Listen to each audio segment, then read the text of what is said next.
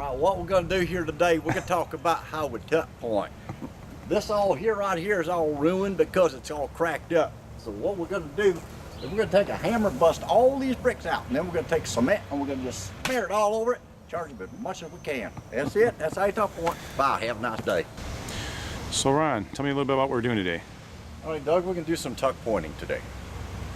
All right, and what exactly is tuck pointing? Well, tuck pointing is replacing the bad mortar in the bricks that's failed for multiple reasons.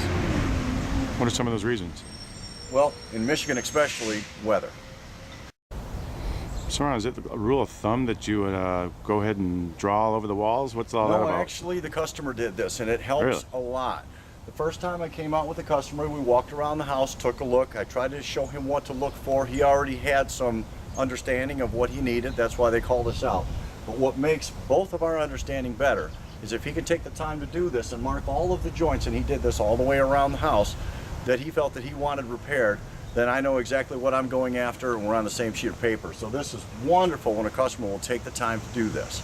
Tuck pointing, what exactly is tuck pointing? Well, it's kind of controversial. Some people think tuck pointing is just smearing mortar over a cracked mortar joint, but actually to do it properly, you've got to completely grind the mortar joint out down to 1/2 to 3/4 of an inch, clean the joint properly, use a compression bag by filling the joint again, and then a metal joiner rake tool to compress it.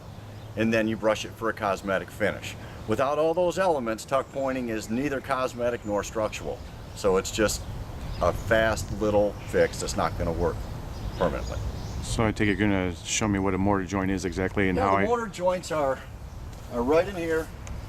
And these mortar joints are basically adhered to the brick when the brick is laid. The brick is made to be porous when they make it so that the mortar and the water will actually stick to the brick, and that's how you lay up a wall and you make it one continuous wall. As you see here, these joints have cracked. It's opened up to the elements, water's getting in, and it destroys the mortar, destroys the bricks. Once again, the bricks are porous. So if you let the water get into the sides, it'll start to bust the bricks apart, pop the mortar out, and now you don't have a continuous so Ron, I'm wall noticing anymore. on both sides of that window, the mortar joints, you called them, they're cracked. Why is that? Well, right in through here, Doug, this is the #1 place on a house to start looking to see if your mortar needs some work. There's a steel piece of angle iron above every single window and every single door on a brick house. What that piece of angle iron does, it comes all the way across here and it holds these bricks up right here. The window isn't holding the bricks up, obviously. So we've got a steel piece of angle iron in there called a lintel. Now that lintel extends out about this far beyond the windows all the way around the house, whether it's these windows, whether it's glass block windows, and over time that steel will rust. And as it rusts, it expands and it lifts the mortar joint up. That's what creates what I call a stair-step pattern right here. It's a stress vector that goes all the way up through the wall to the point where it can even break the bricks.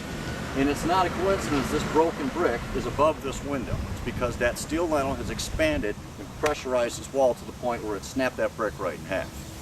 Another thing you notice here is somebody tried to fix this with a silicone. You should never put silicone on masonry work. The two do not ever go together. The problem with that is, number one, you've not structurally repaired the wall. All you've done is stop the water from getting in, which you'll get a little bit of benefit from that, but it's very temporary. Another problem is when somebody such as myself comes to actually repair this properly, it's very difficult to get the silicone out. I use an 11,000 RPM diamond blade grinding wheel to take these mortar joints out. I can cut right through concrete with them. Once I hit silicone, it brings it to its knees and stops it. Also, once you smear it on the brick like that, that's next to permanent. It's really hard to get it off. So rule of thumb, don't use a caulk gun on masonry work to make a temporary repair. It just makes it worse in the long run.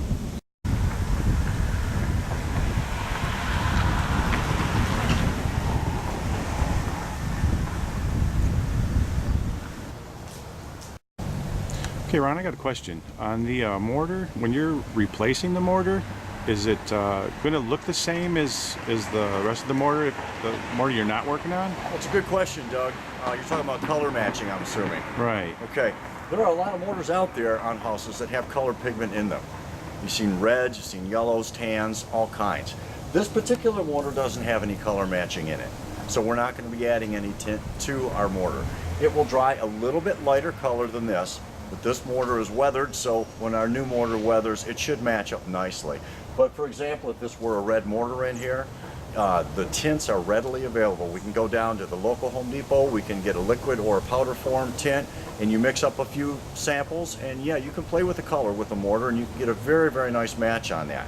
Takes a little bit of experimentation, you let the mortar dry, but that's definitely an option where needed.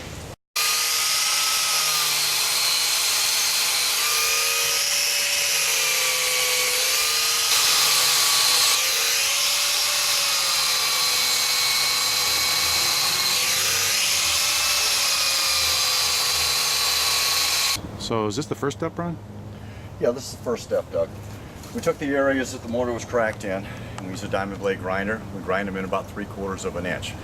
At that point, you're into the mortar that's still connected to the brick usually. Now, if it's deeper than that, we use a different tool and take it out further. But in this case, it went well. We took these stair step cracks out, which I call them. Again, those are structural once they start to work like that. And that's opened us up for cleaning and then getting ready to actually compress the mortar back into the joint again. Sweet. I noticed you were wearing protective gear. Is that, would you recommend You that? throw a lot of dust.